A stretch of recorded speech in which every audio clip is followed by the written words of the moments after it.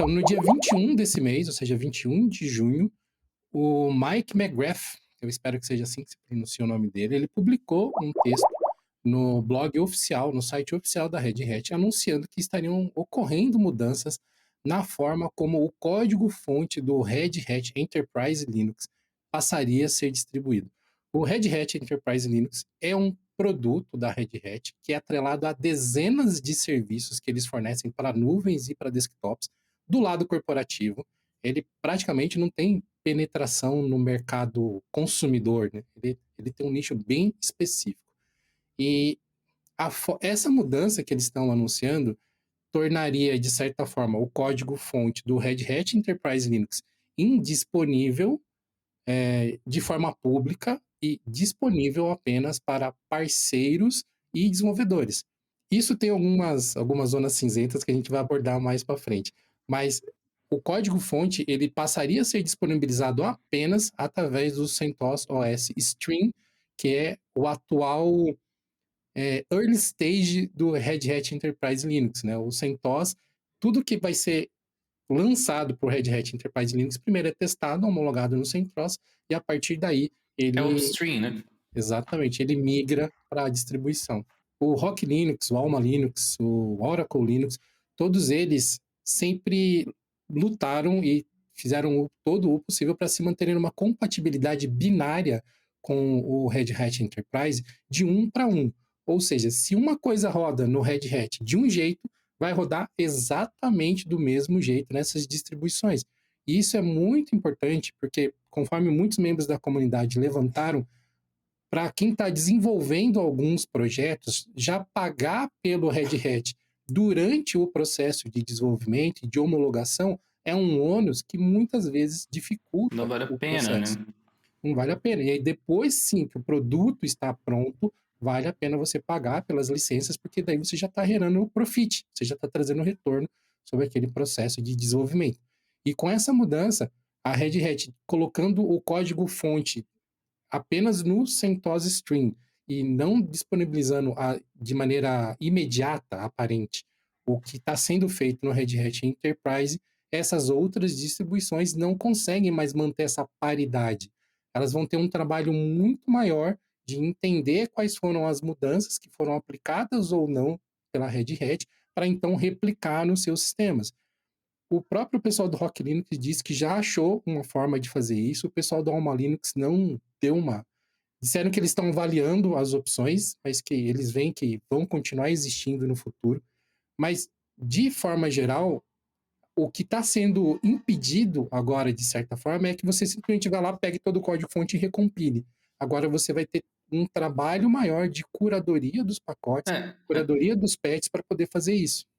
Pelo que eu entendi, até nem é isso que se torna difícil, porque você ainda pode chegar lá e fazer exatamente isso. A questão é que o resultado final não necessariamente é o Red Hat Enterprise Linux. Aqui, como está no site do Rock, eles dizem lá 100% compatível, bug por bug, feature por feature e tal. E é isso que não vai ser tecnicamente possível de fazer. É engraçado que eu acompanhei bastante debate a respeito disso e vi muita gente se pronunciar sobre esse tipo de coisa, pessoas com quem eu concordava, pessoas que não. Vi os depoimentos da Red Hat, a gente pode até mencionar alguns aí depois. Vi outros amigos aí, criadores de conteúdo, falarem também disso.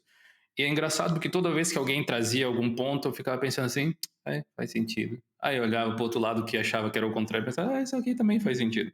Então, não tem, eu não consegui ter uma opinião definitiva, mas eu definitivamente não consigo pensar na Red Hat como uma vilã, necessariamente, assim.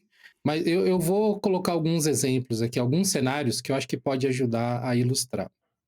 Eu trabalhei durante muitos anos dentro de data center, cuidando de parques de servidores, rodando diversas versões possíveis de Linux. Nesses parques, é a onipresença da Red Hat. Onipresença. Tudo que é serviço crítico, que não podia parar de forma nenhuma, até por conta da necessidade de contratos de licença, de SLA, de correções de bug fixes, tal, de patches, tudo era licenciado Red Hat. Então, milhares de máquinas. E não é barato. Não é barato. Definitivamente não é. Para outras máquinas que eram menos críticas, mas que era importante que houvesse compatibilidade, sem tosse, em todas, sem exceção. Uma ou outra máquina dava para contar no dedo a quantidade de máquinas que rodava Ubuntu ou Debian. Normalmente, uma máquina que tinha Debian era a máquina do desenvolvedor fazer as bagunças dele. Porque o cara gostava de usar Debian em casa, não sei o quê, ele tinha lá um servidor Debian também, porque era onde não tinha compromisso de ter uma certa estabilidade, não porque o Debian não é estável, mas é porque no nível de serviço que uma empresa necessita, não existe um contrato de suporte que você possa fazer com a Debian, com a Fundação Debian. Isso não existe. Existem terceiros, empresas que fornecem suporte para essas soluções, assim como para outras. Tipo, o Sim. mais próximo que nós temos do nível de qualidade de serviço de suporte que a Red Hat oferece é o OpenSUSE, é o SUSE, na verdade, né? O SUSE Enterprise Linux, e a Canonical. Mas a Canonical tem uma presença muito fraca no Brasil, ou pelo menos tinha na época. Acho que a treta da Red Hat ali tá em um detalhe mais particular ainda, porque até numa das publicações que o pessoal da Red Hat fez, ele deixou claro assim: a gente tá dando todo o código para vocês, mas a gente não tem a obrigação de facilitar alguém que quer copiar o nosso trabalho 100%. Fato. Não tem obrigação nenhuma.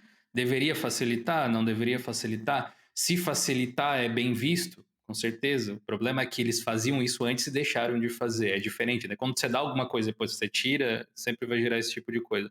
Mas o real problema foi que eles, eles têm uma plataforma onde eles continuam disponibilizando os fontes do Red Hat Enterprise Linux, do RHEL, para a gente abreviar aqui, para os clientes pagantes. Então, essas pessoas têm acesso às fontes que antes eram disponíveis de forma pública.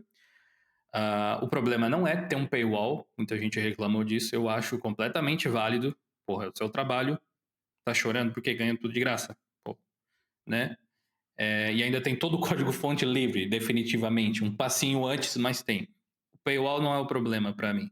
A questão é que parece que nessa plataforma, um dos termos de licença, e é isso que gerou muita treta, dizia que se você fosse um assinante, você não poderia utilizar o código-fonte que você acessa lá para construir uma derivação 100% compatível, construir uma outra distro clone, basicamente.